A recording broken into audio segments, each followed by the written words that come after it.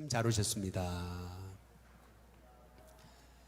예, 우리 한 번 더 인사하겠습니다. 은혜 많이 받으시기 바랍니다. 우리 마지막으로 인사하겠습니다. 기도에 승리하시기 바랍니다. 참 잘 오셨습니다. 오늘은 사도 바울의 고백, 살든지 죽든지라고 고백했던 그 위대한 고백에 관한 말씀입니다. 바울이 로마에 들어가서 처음 1차 로마의 감옥에 갇혔을 때 썼다고 하는 그 전통적인 4개의 옥중서신이 있죠. 첫 번째가 빌레몬서, 그리고 에베소서, 골로새서, 그리고 빌립보서입니다.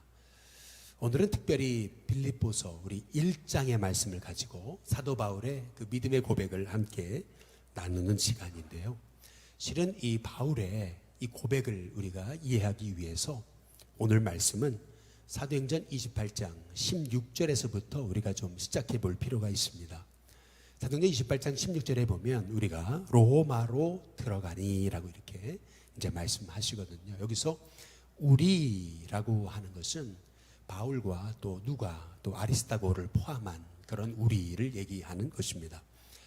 우리가 잘 아시다시피 바울은 예루살렘에 내려갔다가 유대인들 폭도들에게 붙잡혀서 간신히 살아남고 그 위기 가운데도 복음을 전하다가 결국에는 바울을 죽이기 전에는 먹지도 마시지도 않겠다라고 하는 그런 암살단이 한 40명 조직될 정도로 그렇게 바울이 생명의 위협을 느꼈잖아요. 그래서 바울은 가이사랴로 후송되게 되고 거기에 한 2년간 죄수로 구류되게 되었습니다. 죄수로 구류되다가 베스토와 아그리파 앞에서 가이사에게 상소함을 통해서 이제 바울은 드디어 로마로 가게 되죠. 로마로 가는 아드라 무테노 배를 타고 하루속히 바울은 로마로 이제 가게 되는 그러한 일정에 놓여지게 된 거거든요. 그러나 너무나 맞바람이 치고 그리고 항해 조건이 좋지 않아 가지고 결국 알렉산드리아 배로 배를 갈아탔지만은 풍랑을 만나고 한 열나흘 이상 해도 별도 달도 보이지 않는 그 죽음의 두려움 가운데 결국 사도 바울에게 하나님 말씀하신 대로 바울을 멜리데라고 하는 섬에 이렇게 배가 파선하는 그러한 그 위기 상황에서 건져주셔서 그곳에 바울이 한 3개월 정도 이제 있게 하셨죠. 그렇게 배가 파선하는 위기 가운데서 겨우 살아났음에도 바울은 그 멜리데 섬에서 약 3개월간 그곳에 추장과 많은 사람들을 전도합니다. 그리고 나서 이제 드디어 멜리데를 떠나서 이제 로마로 들어가게 되는 장면이 사도행전 28장 16절의 말씀인 거죠. 우리가 로마로 들어가니. 그런데 로마로 들어갔을 때 바울에게 있었던 일은 바울에게는 자기를 지키는 한 군인과 함께 따로 있기를 허락했다라고 이렇게 말씀합니다. 그동안 바울이 어떻게 로마로 들어간 겁니까?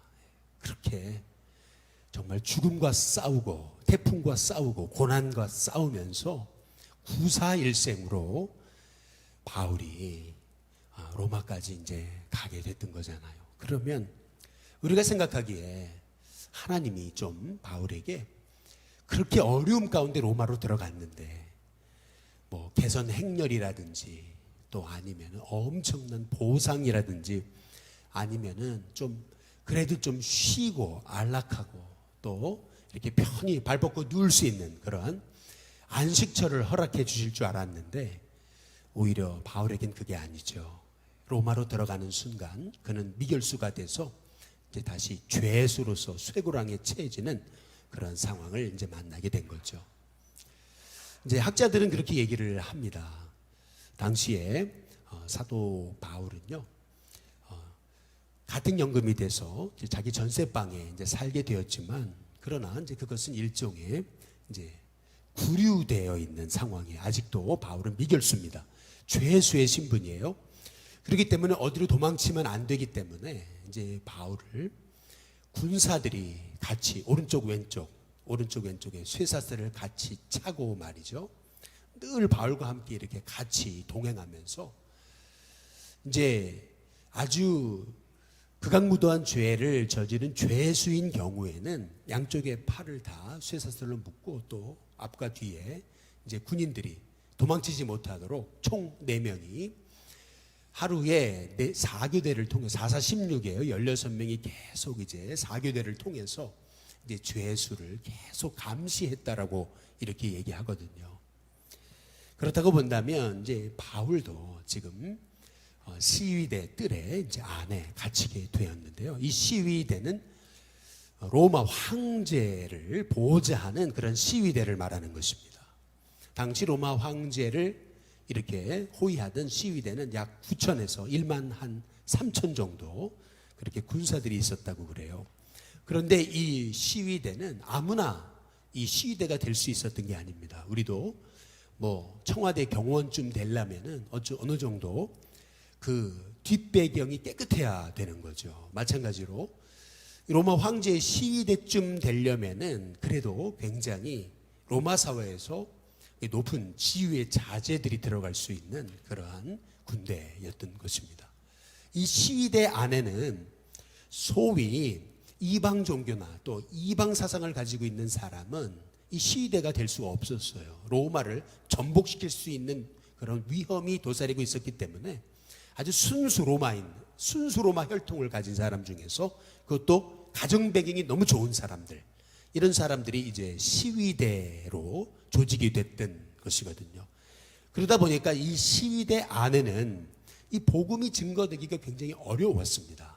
이 시위대 안에 예수님의 생명의 복음, 당시로 말하면 이방의 종교 사상인데 이 이방의 종교 사상이 시위대 뜰 안으로, 시위대 그 군사들 안으로 들어간다는 것이 이거 쉽지 않은 상황이었습니다. 근데 참으로 놀라운 것은 빌립보서 1장 한번 12절 13절에 보면 형제들아 내가 당한 일 그러잖아요. 당한 일이라고 한다면 바울이 감옥에 갇힌 일인데요 지금. 그런데 이 당한 일이 도리어 복음 전파에 뭐가 됐어요? 진전이 됐다. 이 진전이 된 줄을 너희가 알기를 원한다. 이렇게 바울이 말하는 걸 볼 수가 있습니다. 진전이 됐다. 이제 이 말의 의미는 뭐냐면 로마의 그 문화, 로마가 이루어낸 그런 문명 중에서 세계 역사에 아주 큰 영향을 미친 3대 아주 위대한 업적이 있는데 그 중에 하나가 뭐냐면 로마가 도로를 놓은 것입니다. 모든 길은 로마로 통한다는 말처럼 로마는 가는 곳마다 아주 엄청난 도로를 만들었습니다. 그래서 여기서 바울이 말하는 내가 당한 일이 도리어 복음 전파에 진전이 됐다. 여기 진전이라고 하는 말이 길이 쫙 열리듯이 로마의 도로가 쫙 깔리듯이 그렇게 복음 전파의 길이 열렸다. 이제 이렇게 말하고 있는 것을 볼 수가 있는 거거든요. 그게 어떻게 된 건가? 오늘 로마서 1장 13절에 보시면 이렇게 얘기를 하는 겁니다. 로마서 1장 12절 13절 다시 보여주시면은 이러므로 나의 매임이 그리스도 안에서 모든 시위대안과 그 밖의 모든 사람에게 나타났다 이렇게 얘기하잖아요. 바울을 감시하기 위해서 시위대가 이렇게 오른쪽과 왼쪽에 쇠고랑을 차고 또 앞과 뒤에서 4명의 사람이 4교대가 돼서 하루에 16명이 돌아가면서 바울을 계속 감시하고 있었던 건데 그 시위대가 바울을 감시했지만 오히려 그것이 바울에게는 복음 증거의 진보가 됐다라고 지금 바울이 말하고 있는 겁니다. 우리가 이게 당연히 바울이 역시 바울이구나, 정말 생명건 복음 전도자구나 라고 하는 것을 깨닫게 되는 것은요, 바울은 예루살렘에 내려갔다가 자기를 죽이려는 폭도들 앞에서도 그렇게 얻어맞고서도 또다시 조금 상황이 좋아지니까 생명 걸고 또 복음 전하잖아요. 베스토와 벨릭스와 아그리파 앞에서도 전혀 기죽지 않고 내가 이렇게 결박된 것 외에는 여러분도 다 나처럼 됐으면 좋겠다라고 외칠 정도로 바울이 너 미쳤다 이 미친놈아라고 하는 그런 모욕을 받는 상황에서도 바울은 전혀 기죽지 않고 생명의 복음을 전했잖아요. 역시나 바울은요 로마로 들어가서 이렇게 로마의 군사들에게 쇠사슬에 매인 채로 그렇게 어찌 보면은 로마를 어떻게 들어갔습니까? 그렇게 태풍을 만나고 어려움 중에 로마로 들어간 거잖아요. 그러면 우리 같으면은 조금 좀 쉬자, 좀 뭔가 발 좀 뻗자, 하나님은 나를 위해 개선 행렬도 없네 라고 하는 원망과 그런 불평이 있을 법도 한데, 바울은 그게 아니잖아요. 로마로 들어가는 순간 딱 쇠고랑에 채여진 거죠. 그런데 그 쇠고랑에 차여진 그 상황이 오히려 바울에게는 그 복음의 난공불락과 같은 그 성과도 같았던 그 로마 황제의 시위대 안에 복음이 증거되는 계기가 됐다. 나의 당한 일이 오히려 복음의 진보가 이루어지는 그러한 놀라운 축복이 됐다라고 바울이 그렇게 말하는 것을 이제 볼 수가 있잖아요. 참 너무 놀라운 거예요. 이야, 어떻게 이렇게 바울은 쇠고랑에 채워져서 자기를 감시하는 그러한 하루에 14개, 16명의 이 4개조의 이 군인들에게도 복음을 전할 수 있었을까? 우리는 여기서 한 가지 깨닫고 알게 되는 게 있어요. 그것은 뭐냐면, 우리 인생에서 환경이 문제가 되는 것은 다 어찌 보면 이 바울을 볼 때 핑계라는 거예요. 쇠고랑에 차여졌죠. 자기를 감시하는 사람이에요. 그리고 그들은 소위 로마의 정통 혈족이라고 하는 시위대 군사들입니다. 뭐 이방 종교에 대해서는 아주 그냥 세 발의 피처럼 너무나 우습게 여기고 깔보고 멸시하던 그러한 콧대 높은 사람들인데, 그러한 그 콧대 높고 아주 내가 어떤 집안의 사람인데 하면서 저런 죄수 주제라고 하면서 얼마든지 자기를 멸시하고 핍박하고 그리고 비웃는 사람들 앞에서도 바울은요 거침없이 담대하게 복음을 전하잖아요. 그랬더니 그 시위대 뜰 안에도 복음이 증거되는 역사가 일어났던 것을 우리가 볼 수 있지 않습니까? 이 바울의 고백, 나의 매임이 오히려 복음의 진보가 돼서 이 시위대 뜰 안에도 복음이 증거됐다라고 하는 이 고백을 통해서 우리는 환경은 문제가 아니구나. 자꾸 환경 탓하는 것은 이것은 내가 믿음이 없다는 증거구나. 환경 탓하는 것은 내게 복음이 없다라고 하는 그러한 고백에 불과한 거구나 라고 하는 사실을 이 사도 바울을 통해서 깨닫습니다. 전혀 지금 복음 전할 수 있는 환경이 아니거든요. 전혀 지금 나의 말을 듣는 사람은 복음을 받아들일 것 같지 않은 사람들이에요. 그런데 놀랍죠. 바울이 정말 생명 걸고 그 쇠고랑에 채여진 상황에도 그들에게 복음을 전할 때 그 시위대 뜰 안에도 그 난공불락과 같은 그 복음이 절대 증거되지 않을 것 같았던 그 마지막 마지노선까지 하나님께서 바울을 통해서, 그가 감옥에 갇히지 않았더라면 어떻게 그 시위대 뜰 안에까지 들어가 복음을 전할 수 있었겠냐는 겁니다. 어떻게 이 죄수가 되지 않았더라면 소위 청와대까지 들어가서 복음을 전할 수 있었겠느냐라고 하는 걸 생각해 보게 될 때, 복음은 환경에 매이지 않는다는 사실을 오늘 말씀을 통해서 깨닫게 되는 것입니다. 우리도 바울처럼 자꾸 환경 운운하고 환경 바라보면서 낙심하고 절망하는 인생이 아니라, 환경에 상관없이 내 안에 계신 예수님이 너무 귀하시기 때문에 나를 통해서 어떤 환경에서도 예수님이 증거되고 예수님이 나타나는 귀한 은혜가 있도록, 여러분 가운데 예수님의 복음은 환경보다 더 크다. 예수님의 복음의 능력은 모든 믿는 자를 구원하는 영적인 다이너마이트와 같다. 이 복음은 모든 환경을 뛰어넘는 하나님의 능력이다 라고 하는 사실을 오늘 이 저녁에 깨달으면서, 우리가 환경에 짓눌려 넘어지는 인생이 아니라 바울처럼 환경을 오히려 덮어버리는, 복음으로, 믿음으로, 은혜로 덮어버리는 하나님의 종이 되게 달라고 기도할 수 있는 저와 여러분이 되시길 주님의 이름으로 축복합니다. 근데 오늘 여기 말씀해 보면은 이 바울의 이 고백에서 우리는 바울이 만난 현실에 대해서 우리가 살펴보게 돼요. 우리가 인생에서 어려움을 만나게 되면은 두 종류의 사람이 있습니다. 내가 어려움을 당할 때 참 나와 함께 그 나의 어려움을 같이 아파하는 사람, 같이 울어주는 사람, 참 그렇게 안타까워하는 사람이 있는 반면에 또 그런 사람이 있죠. 다수는 아니지만 아주 그래 잘 됐다, 너 당한 거 넌 다 네 업보다 이러면서 오히려 우리를 더 힘들게 하고 정죄하는 사람이 있게 마련이죠. 마찬가지로 바울도 그랬어요. 오늘 우리 이어지는 말씀 빌립보서 1장 14절 15절 17절에 보면 이럽니다. 형제 중 누가요? 다수는 나의 매임으로 말미암아 주 안에서 신뢰하게 돼서 겁없이 하나님의 말씀을 더욱 담대히 전하게 됐다는 거예요. 바울이 시위대 뜰 안에 갇혀서 어려움 당하면서도 복음 전하는 모습을 보고 그래 그렇지 하나님은 고난마저도 복음의 통로가 되게 하시지라고 하면서 겁없이 더욱 담대하게 복음을 전하는 사람이 있었는 반면에 15절에 보니까 어떤 이들은 그래요. 어떤 이들은 투기와 분쟁으로 시기심으로 복음을 전하더라는 거예요. 17절에 보니까 그 내용이 나와 있죠. 그들은 나의 매임에 괴로움을 더하게 할 줄로 생각하여 순수하지 못하게 다툼으로 그리스도를 전파한다. 이렇게 말하고 있어요. 바울이 감옥에 갇혔잖아요. 그러면 다들 바울을 위해 중보하고 아파하고 빨리 감옥에서 나왔으면 하면서 중보할 것 같은데 어떤 이들은 바울 때문에 더 담대하게 복음을 전하는 반면에 또 어떤 이들은 시기심과 다툼과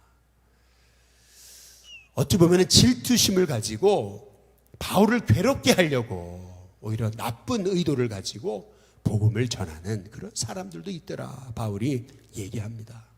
어찌 본다면은 이렇게 바울의 마음을 아프게 하려고 나쁜 의도를 가지고 복음 전하는 사람을 보면은 바울이 지금 감옥에 갇혔잖아요. 그러니까 상처도 받고 그리고 그의 마음이 마음이 힘들고 낙심이 되고 절망이 될 텐데 바울이 뭐라 그러냐면 빌립보서 1장 18절에 이렇게 얘기를 해요.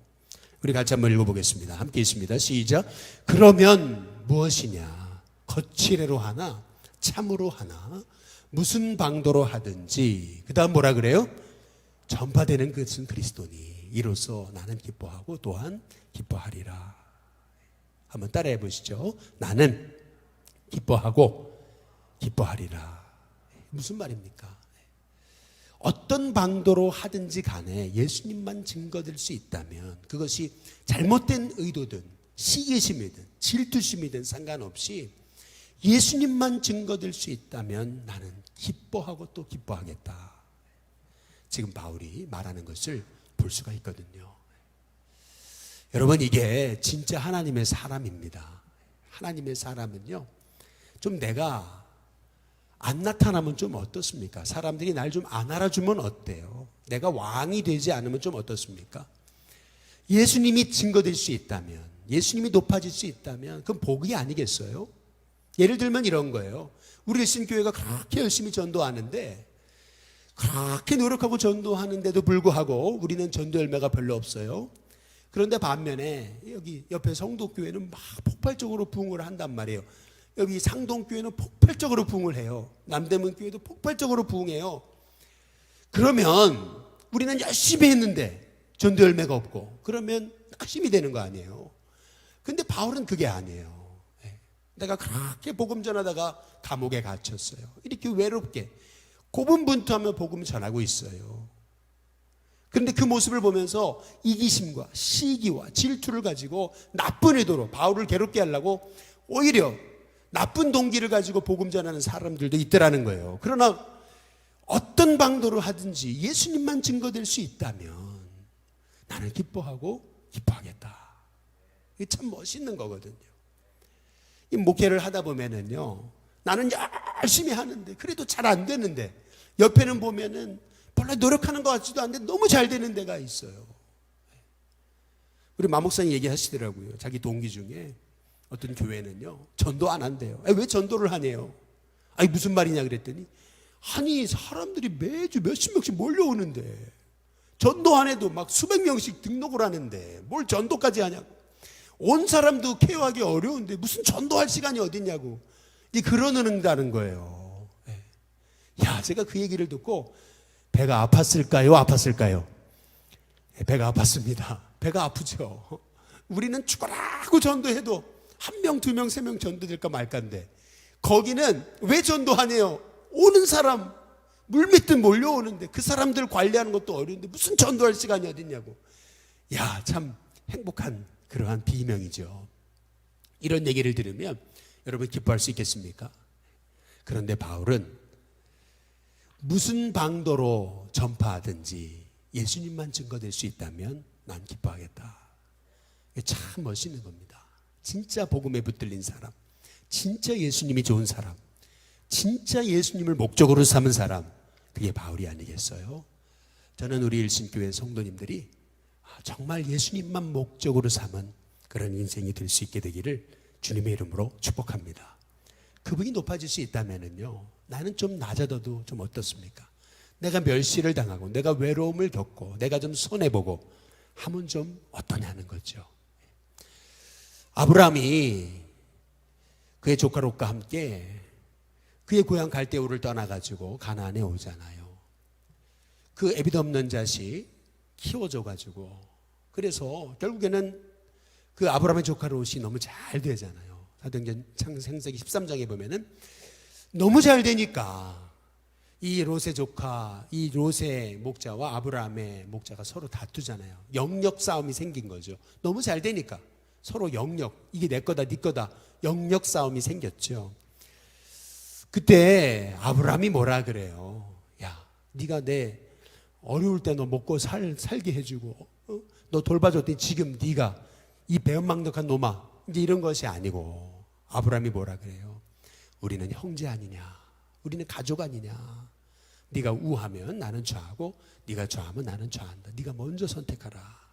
이제 아브라함이 참 진짜 신앙인답게 그렇게 조카 롯에게 먼저 네가 네 원하는 거 선택하라 라고 양보하잖아요.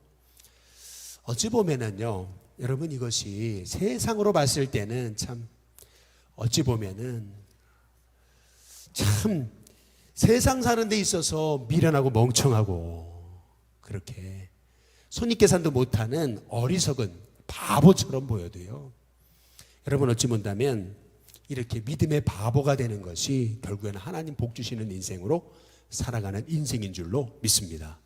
결국 롯이 잘 됐습니까? 아브라함이 잘 됐습니까? 결국 누가 잘 됐어요? 롯은요, 있던 소돔과 고모라 그에 누웠던 자리까지 다 뺏겼어요. 왜요? 소돔과 고모라가 불과 유황으로 멸망당했잖아요. 그러나 반면 아브라함은 어때요? 하나님이 그를 통해서 천하 열방의 믿음의 조상이 되는 축복을 허락해 주시지 않아요?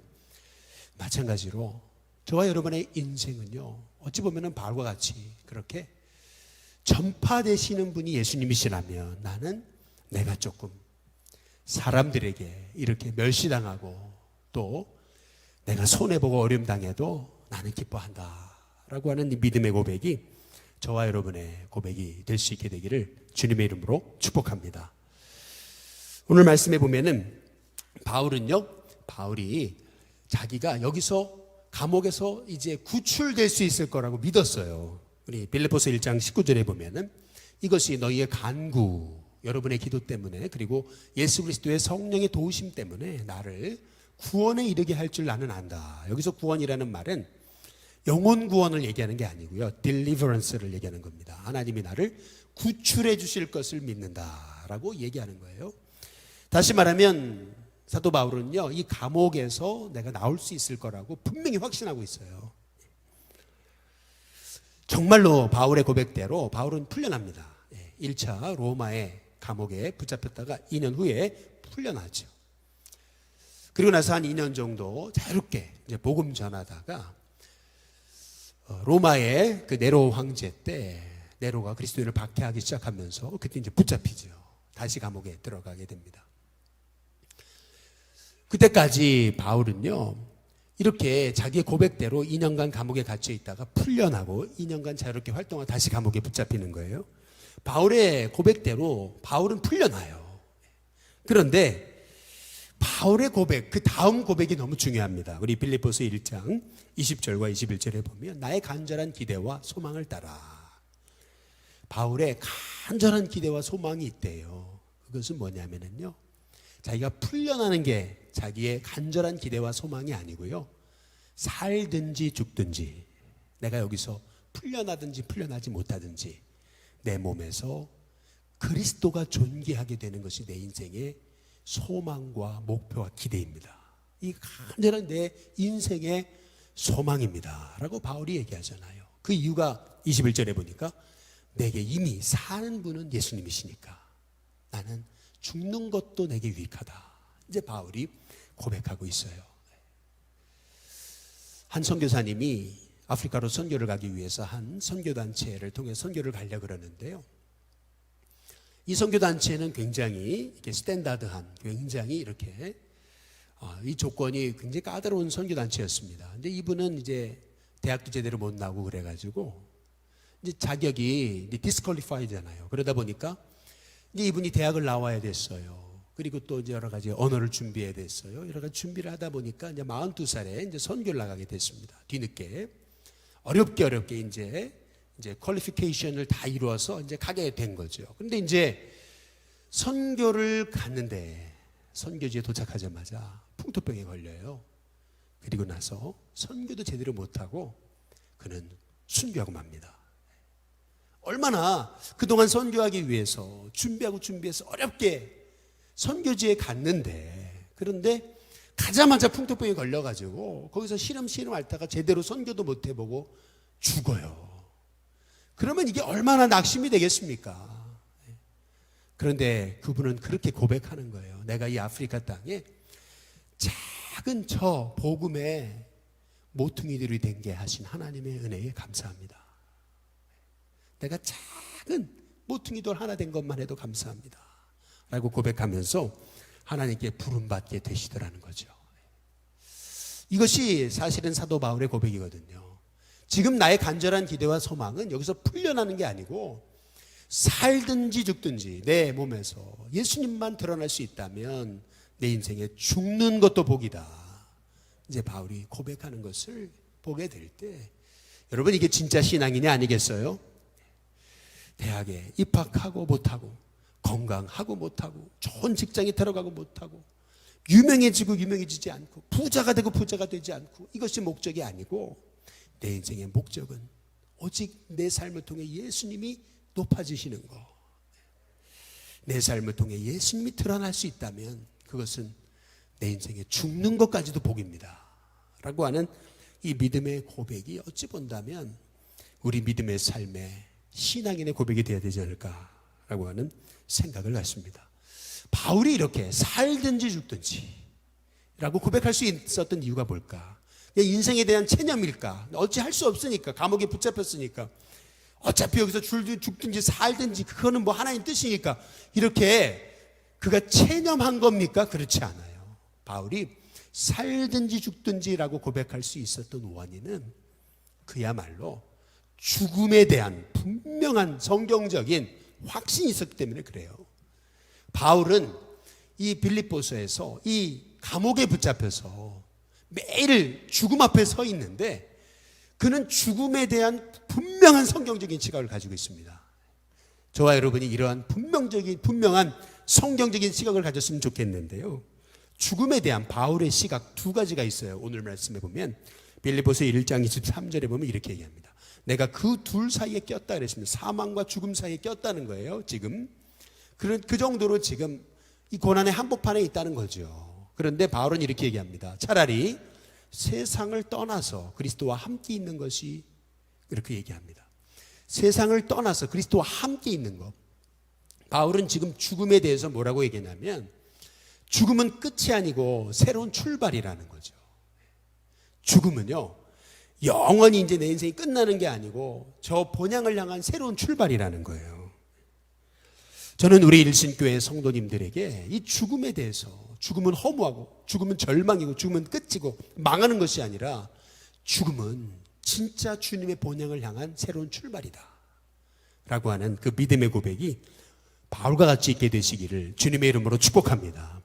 근데 오늘 여기 빌립보 1장 23절에 보면 세상을 떠나서 앞에 부분입니다. 세상을 떠나서 그리스도와 함께 있는 것이 이렇게 얘기하거든요. 단지 세상을 떠나는 게 죽음이 아니고요. 이제 믿음의 새 출발이라는 거. 그래서 영원히 우리 주님과 함께 있는 것, 그것을 죽음이다라고 바울은 보고 있는 거예요.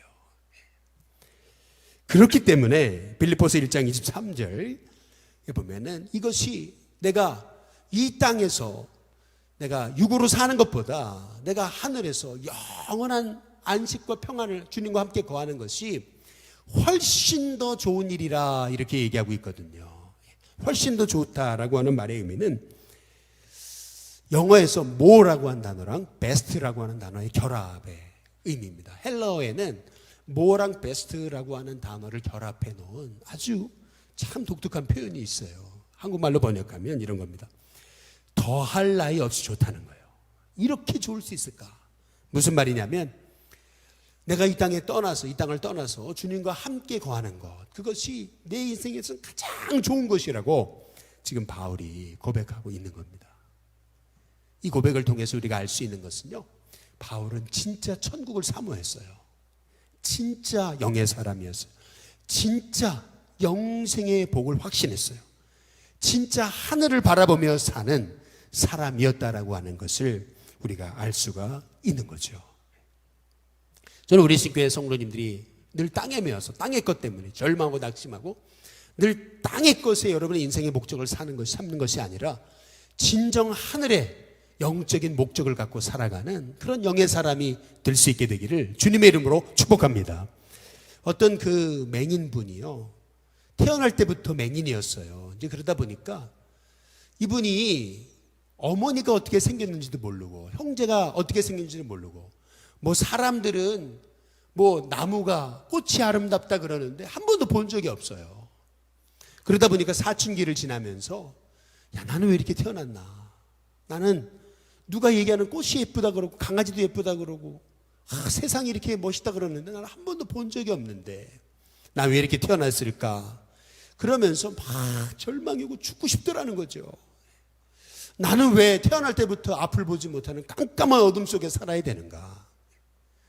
그런데 놀랍죠. 예수님을 딱 만나고 나니까요, 영의 눈이 떠졌어요. 이제 그러고 나니까요, 이 맹인의 고백이 어떻게 달라지냐면 이렇게 달라지는 거예요. 하나님 감사합니다. 제가 눈을 떠서 제일 처음 보는 분이 예수님이신 것이 감사합니다. 이렇게 고백했다는 거예요. 이 땅에서는 아무것도 볼 수 없이 맹인으로 살아도 주님이 부르시는 날, 주님 만나게 되면 내가 영의 눈을 뜰 거 아니겠어요? 그러면 영의 눈을 떴을 때 내가 제일 먼저 보는 분이 예수님이실 거라는 걸 생각하면 나는 이 맹인으로 된 것이 내게는 절망이 아니라는 거죠. 내 인생의 내 눈으로 처음 보게 되는 분이 예수님이시라면 나는 얼마나 복이 있는 사람일까? 그래서 내게 구원이 축복이고 구원이 은혜라고 하고 그렇게 고백하는 그런 한 맹인의 간증을 이제 듣게 됐습니다. 여러분 보세요. 이렇게 구원이라는 게 놀라운 거예요. 영의 세계, 하늘의 세계를 바라본다는 것이 이것이 상상할 수 없는 복이거든요.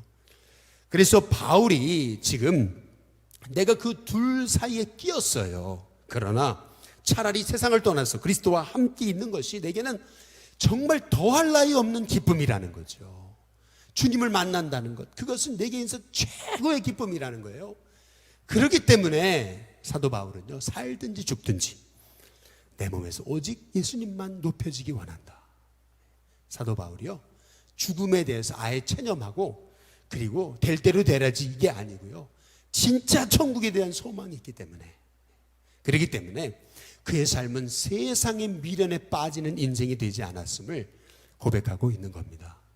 그럼에도 불구하고 바울은요, 빌립보서 1장 25절 26절에 이렇게 얘기해요. 내가 살 것을 확신한다. 너희 믿음의 진보와 기쁨을 위해서 너희 무리와 함께 내가 살아서 너희와 함께 거하게 될 걸 나는 확실히 한다.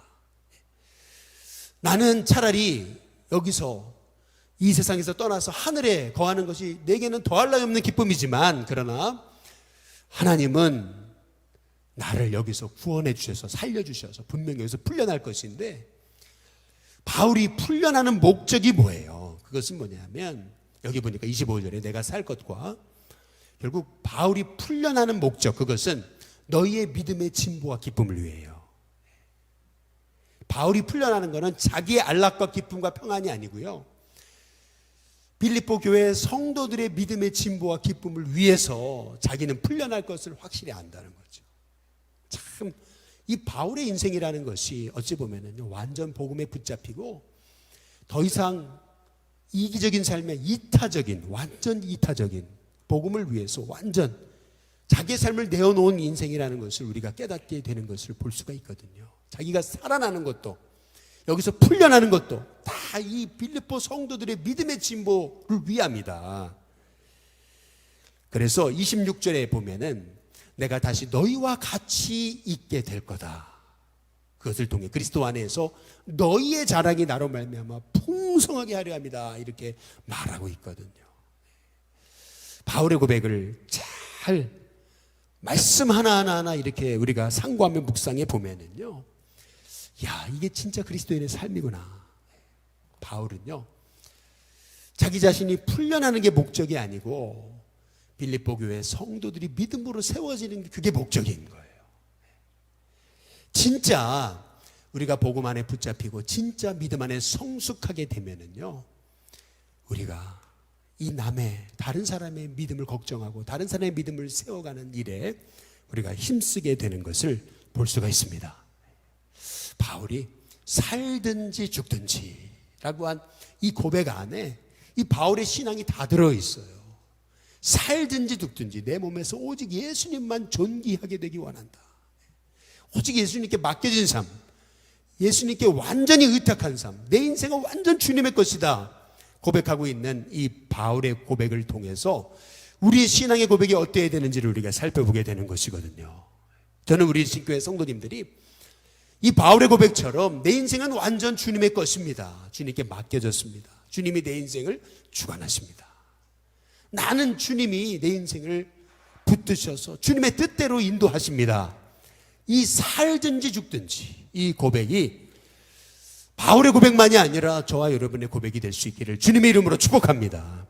한 아이가요, 처음 비행기를 탔어요. 그런데 이 비행기가요, 가끔 여러분 비행기를 타보시면 아시잖아요. 갑자기 급강하는 때가 있잖아요. 막 그냥 비행기가 요동치고요, 막 이럴 때는요 속이 울렁대고요, 야, 이러다 떨어져 죽는 게 아닌가, 막 그런 두려움이 올 때가 있거든요. 갑자기 비행기가 요동치기 시작하면서 툭 떨어지고 막 이러거든요. 막 사람들이 비명을 지르고 어떤 사람은 십자가를 붙들고 살려주세요 하고 어떤 사람은 회개하고 막 난리가 났는데, 이제 이 아이는 처음 비행기를 타본 아이인데 너무 평안한 거예요. 너무 재밌다 그러는 거예요. 이제 비행기가 안정이 된 다음에 이제 뒤에 계시던 아주머니가 물었어요. 앞에 있는 아이한테. 아니, 너 왜 이렇게 평안하냐? 너 안 무서웠냐? 이제 이랬더니 그 얘기가 그랬대잖아요. 우리 아버지가 조종사인데요 라고 그랬대잖아요. 우리 아빠가 이 비행기를 조종해 가시는데 무슨 말입니까? 우리 아빠가 반드시 날 살려내실 것을 믿었다는 얘기 아니겠어요? 아빠를 믿었다는 거잖아요. 마찬가지로 바울이 살든지 죽든지라고 고백하는 것은 예수님을 진짜 신뢰한다라고는 믿음의 고백입니다. 그냥 뭐 살든지 죽든지 체념하는 게 아니고요, 진짜 우리 예수님을 신뢰했다는 고백인데, 마찬가지로 저와 여러분의 인생에 이렇게 정말 하나님을 전적으로 신뢰함으로, 예수님을 전적으로 신뢰함으로 살든지 죽든지 내 인생의 성공이든 실패든, 내 인생이 잘 되든 못 되든, 내 인생이 유명해지든 그렇지 않든, 내 인생이 건강하든 그렇지 않든 하나님이 내 인생을 통해 예수님을 높이실 거다. 여러분, 그 믿음을 가지고 여러분의 인생이 예수님께 붙잡힌 바 돼서 승리하는 하나님의 종들이 다 되시기를 주님의 이름으로 축복합니다.